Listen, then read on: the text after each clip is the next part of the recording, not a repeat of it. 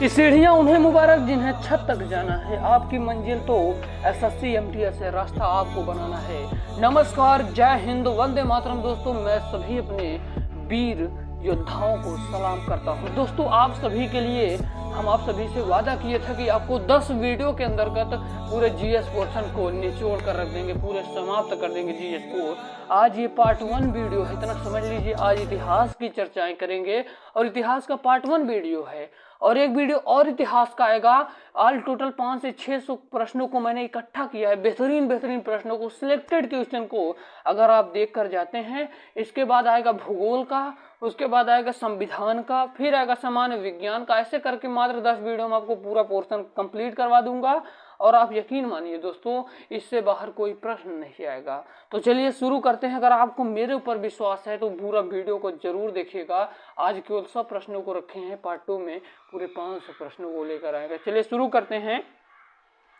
हमारा पहला प्रश्न है कि टीपू सुल्तान जो थे भैया, कौन थे? टीपू सुल्तान। टीपू सुल्तान ने अंग्रेजों के साथ युद्ध करते हुए कब वीरगति का मतलब कब उनकी मृत्यु को प्राप्त हुआ?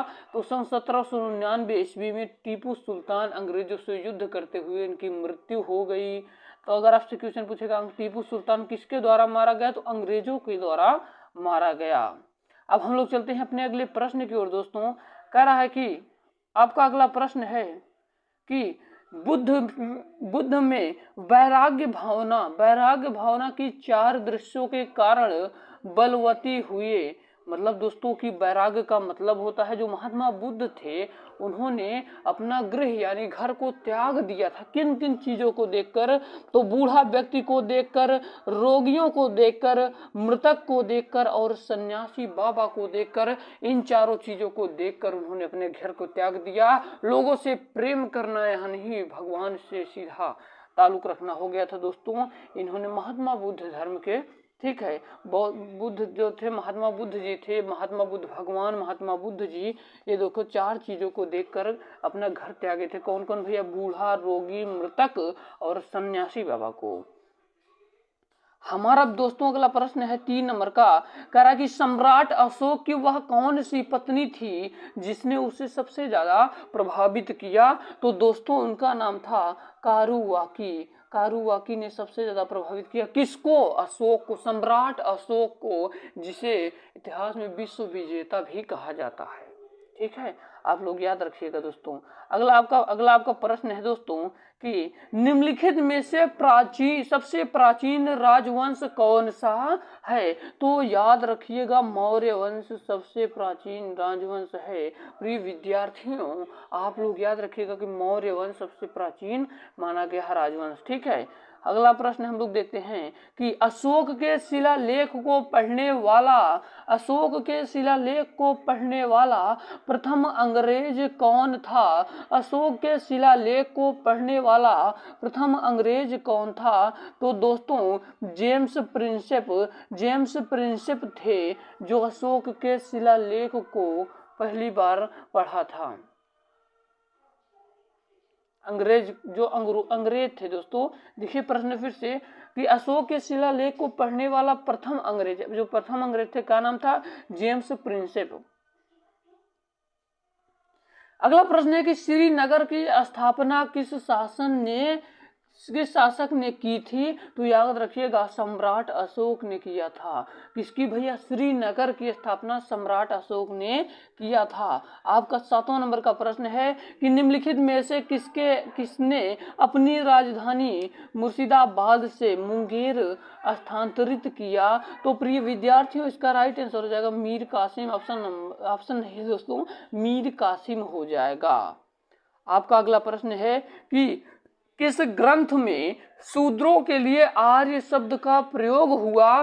किस ग्रंथ में शूद्रों के लिए आर्य शब्द का प्रयोग हुआ? तो अर्थशास्त्र में दोस्तों, अर्थशास्त्र में, याद रखिएगा। अब हम लोग चलते हैं अपने अगले प्रश्न की ओर। कह रहा कि पुरुषपुर निम्नलिखित में से किसका प्राचीन नाम था? तो पेशावर का नाम था दोस्तों, पेशावर का नाम था क्या? पुरुषपुर। आपका अगला प्रश्न है कि गुप्त काल के सिक्के का सबसे बड़ा ढेर कहाँ से प्राप्त हुआ? तो याद रखिएगा, गुप्त काल के जो सिक्के में सबसे बड़ा ढेर कहाँ से प्राप्त हुआ? बयाना भरतपुर से। प्रिय विद्यार्थियों, आपका अगला प्रश्न है कि वेंगी के युद्ध में चोल नरेश करिकाल से पराजित होकर किस चेर राजा ने आत्महत्या कर ली? तो प्रिय विद्यार्थियों, इसका राइट आंसर हो जाएगा नेदुर जेरल आदन। अगर आपका अगला प्रश्न है कि भीमराव अंबेडकर की पढ़ाई लिखाई में किसने सर्वाधिक सहयोग दिया? तो दोस्तों उनका नाम है बड़ौदा के महाराजा ने।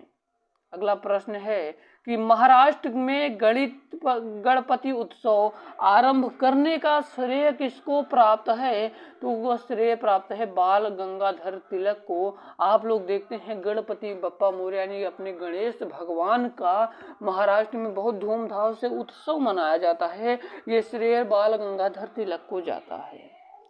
अगला प्रश्न है कि किस राष्ट्रकूट शासक ने एलोरा के पर्वत को काट कर प्रसिद्ध कैलाश मंदिर का निर्माण करवाया था? तो उनका नाम था प्रिय विद्यार्थियों कृष्ण प्रथम नाम था। अगला प्रश्न है कि वेंगी के चालुक्य वंश का संस्थापक कौन था? तो उनका नाम था विष्णुवर्धन था।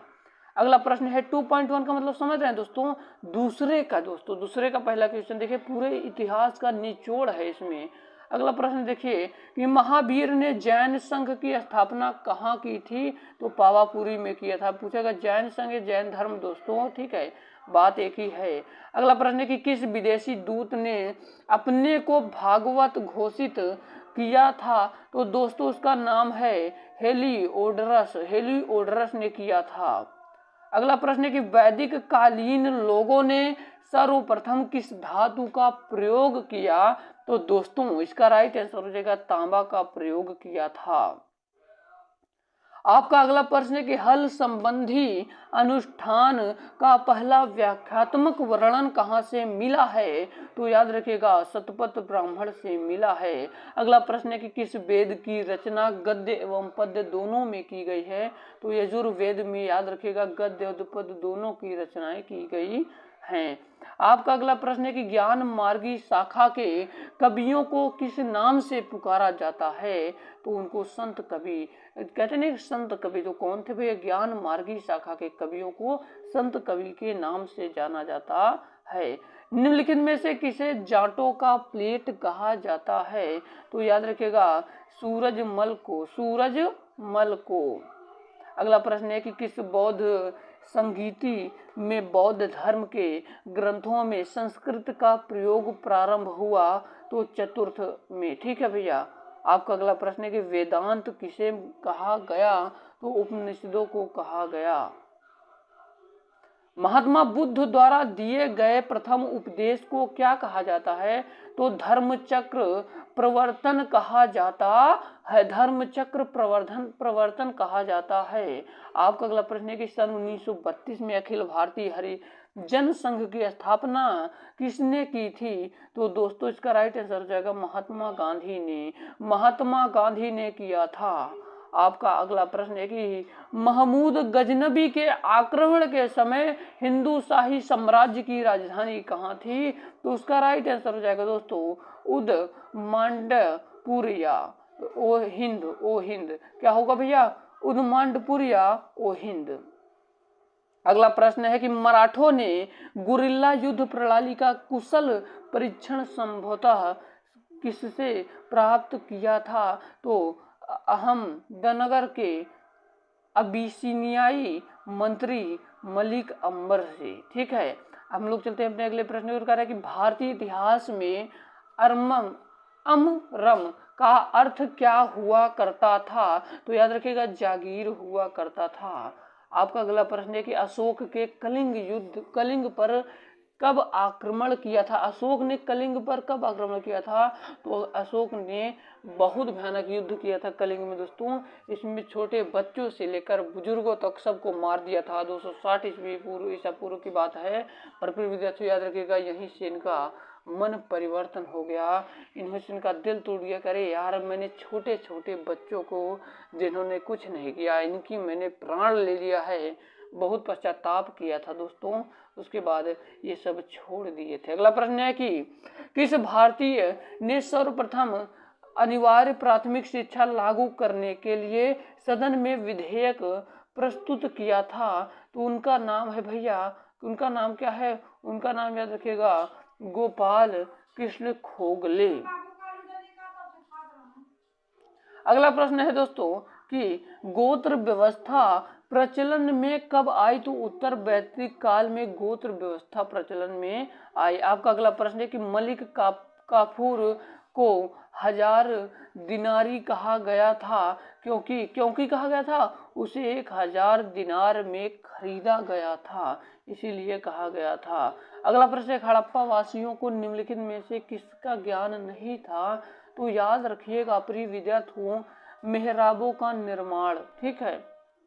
अगला प्रश्न है कि निम्न में से किस व्यक्ति को बिना ताज का बादशाह कहा जाता है? तो उनका नाम है सुरेंद्र नाथ बनर्जी। अगला प्रश्न है कि हड़प्पा काल में तांबे के रथ की खोज हुई थी, तो कहां पर? हैमाबाद में हुआ था। अगला प्रश्न है कि राजगृह में महावीर स्वामी ने सर्वाधिक निवास किस ऋतु में किया? तो वर्षा ऋतु में किया था।